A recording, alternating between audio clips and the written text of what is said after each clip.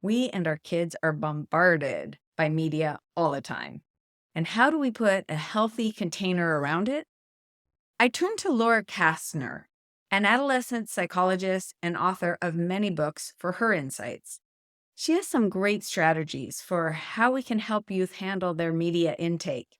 Here's Laura. How do we get teenagers to think about their own consumption and maybe be concerned that if they're doing too much social media, they're not getting some of the skills that will make them very successful in life?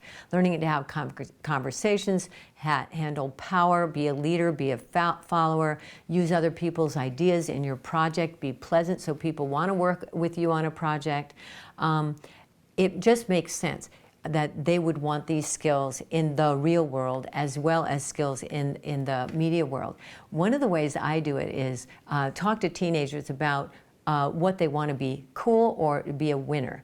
And anytime you're talking about power and being a winner in the world of the future, they're listening up. So I tend to do it in a direction of, don't you want this good stuff, instead of, you better beware of the bad stuff. Whenever you start to preach to a kid about bad stuff, especially about social media, and they know more than we do, they just turn off.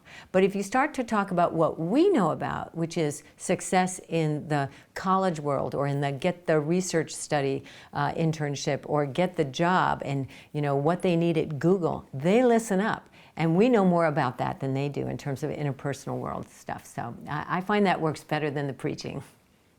Starting at about age 8, developmentally, and this goes back to research from the last 50, 60, 70 years, there's what we call a dethroning of the parent. What happens is the child compares the parent as the real to the ideal and sees how we come up short.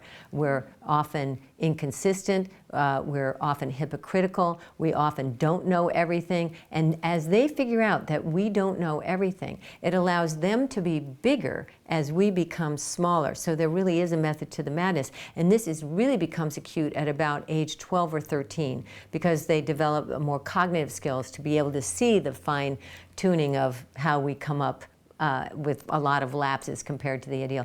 And there really is a function of this, because as they enter into the big world and realize how puny and vulnerable they are, to see us as lesser, I always call it the big oak tree. They cut down our limbs and then they get more sun so they can sort of, get more photosynthesis and bigger themselves. And so this happens across the board in life functions and qualities that we may or may not have.